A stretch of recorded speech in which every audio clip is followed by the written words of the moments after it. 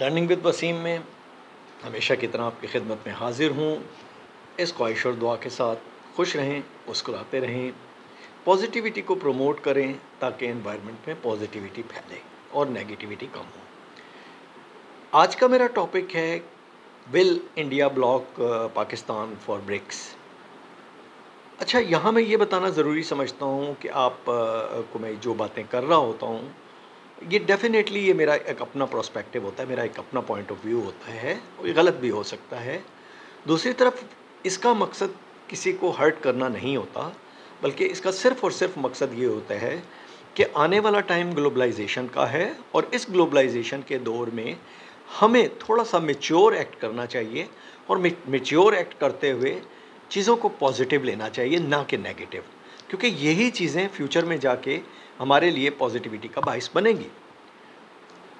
देखिए, एक चीज़ तो तय है कि नेबर्स चेंज नहीं किए जा सकते।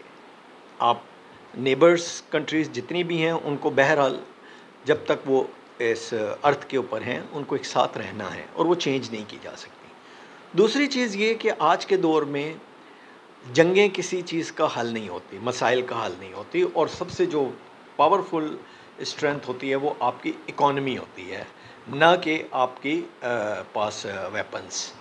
और तीसरी चीज़ ये है कि ग्लोबलाइजेशन के इस दौर में आप आइसोलेट होके नहीं रह सकते। तो अब हम आ जाते हैं अपने टॉपिक के ऊपर। जैसा कि आप जानते हैं कि पाकिस्तान ने ब्रिक्स के लिए अपने आप को अप्लाई कर दिया है और रशिया ने इसको वेलकम किया है। चाइना वैसे ही इसको वेलकम करेगा। एक चाइना के साथ एक अच्छे पाकिस्तान के रिलेशन है। दूसरी तरफ जो बाकी कंट्रीज़ हैं उनका एज सच कोई बहुत ज़्यादा मेजर रोल नहीं है। डेफिनेटली वो जो फाउंडर कंट्रीज़ डिसाइड करेंगी वही उनका भी पॉइंट ऑफ व्यू होगा। अब रह गई बात, काफ़ी सारे लोगों का ख्याल ये है कि अगर पाकिस्तान ने इसमें अप्लाई किया है तो इंडिया इसको वीटो कर देगा, इंडिया इसको ब्लॉक कर देगा। अच्छा, मैं इस मामले में थोड़ा सा डिफरेंट सोचता हूँ।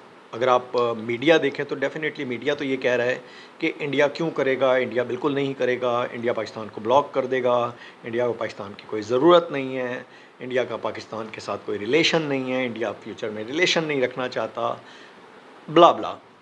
लेकिन अगर आप थोड़ा सा हकीकत पसंदाना होकर सोचें तो आप क्या समझते हैं, अगर रशिया ने पाकिस्तान को वेलकम किया है तो क्या अंडर द टेबल ऑलरेडी उसने इंडिया को कॉन्फिडेंस में नहीं लिया होगा?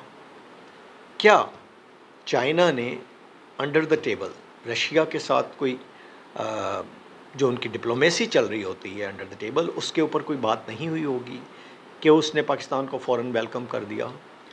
तो ऐसा नहीं होता। ये चीज़ें इतनी सिंपल नहीं होती और चीज़ों में बेहतरी लाने के लिए ज़रूरी होता है कि एक एनवायरनमेंट प्रोड्यूस किया जाए और उस एनवायरनमेंट को प्रोड्यूस करके फिर आस्ते आस्ते चीज़ों को बेहतरी की तरफ लाया जाता है। तो जैसा कि आप जानते हैं कि पाकिस्तान और इंडिया, इन दोनों में जो कॉमन पब्लिक है वो हर चीज़ में थोड़ी सी एक्सट्रीमिस्ट होती है। वो किसी को पसंद करने में भी बहुत ज़्यादा एक्सट्रीमिस्ट होती है, इसी तरह वो किसी को नापसंद करने में भी बहुत जल्दबाजी करती है। जबकि दुनिया में और ग्लोबलाइजेशन में और वर्ल्ड वाइड अब ये चीज़ें मैटर नहीं करती। अब ये चीज़ें मैटर करती हैं कि इकॉनमी को आगे कैसे स्ट्रॉन्ग करना है और फिर स्ट्रॉन्ग करने के बाद उसको सस्टेन कैसे करना है। देखिए, बड़े मुल्कों का एक बहुत बड़ा प्रॉब्लम ये होता है कि उन्होंने अपनी इकॉनमी को जिस लेवल पे वो ले गए होते हैं उसको सस्टेन भी करना होता है। ये नहीं होता कि आपने एक दफ़ा इकॉनमी को बूस्ट कर दिया और उसके बाद टाटा बाय बाय, ऐसा नहीं होता। और ये सस्टेनेबिलिटी जो होती है ये बड़े मुल्कों के लिए एक बहुत बड़ा चैलेंज होती है। इसी तरह ये चैलेंज रशिया के लिए, चाइना के लिए और डेफिनेटली इंडिया के लिए भी है। दूसरी तरफ ऐसे मुल्क जो इंडिया, चाइना और रशिया की मार्केट्स बेहतरीन मार्केटें बन सकती हैं, वो ये मुल्क हैं, बांग्लादेश है, पाकिस्तान है और इस तरह के दूसरे मुल्क हैं। और पाकिस्तान एक बड़ी पॉपुलेशन रखती है। तो मेरा अपना पर्सपेक्टिव ये है कि ये सब चीज़ों के बैकग्राउंड के ऊपर एक बाकायदा कंसेंसस पैदा हो चुके हैं और आने वाले वक्त में आप देखेंगे कि इंडिया इसको प्रोटेस्ट तो में भी शायद करे, बट उसको वीटो नहीं करेगा और वो पाकिस्तान को आने के लिए वेलकम करेगा। और इसी के साथ नए एवेन्यूज़ खुलेंगे इंडिया के लिए भी और पाकिस्तान के लिए भी, क्योंकि इंडिया को बहरहाल एक बाइंग, एक परचेज़ करने वाली एक उसको मार्केट तो चाहिए। तो ये सारी चीज़ें आपके बैक ऑन द पिक्चर हो रही होती हैं और होती रहेंगी। तो उम्मीद अच्छी रखिए और उम्मीद रखिए कि इंडिया इसको वेलकम करेगा और मे भी बहुत ज़्यादा एग्रेसिवली उसको वेलकम ना करे, उसको थोड़ा सा प्रोटेस्ट भी करे, बट उसको ब्लॉक या रिफ्यूज़ल नहीं करेगा। और आने वाले टाइम में आप देखेंगे कि पाकिस्तान भी ब्रिक्स का मेंबर होगा और डेफिनेटली इस तरह की चीज़ों के साथ साथ फिर वक्तन फ़वक्तन दोनों मुल्कों में जो एक ट्रेड या इकॉनमी है वो भी आपस में कुछ ना कुछ हद तक स्टार्ट होगी और आने वाले टाइम में जो हम बेहतरी की तरफ जा सकेंगे। तो ये मेरा प्रोस्पेक्टिव है और आपकी मुझे राय का इंतज़ार रहेगा।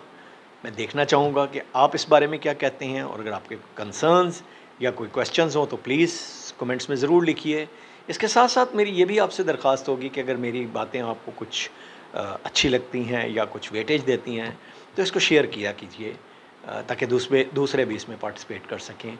और मेरे चैनल को अगर आपने अभी तक सब्सक्राइब नहीं किया तो इसको सब्सक्राइब कर लीजिए। इसी के साथ आपसे इजाज़त चाहूँगा। अल्लाह हाफ़िज़।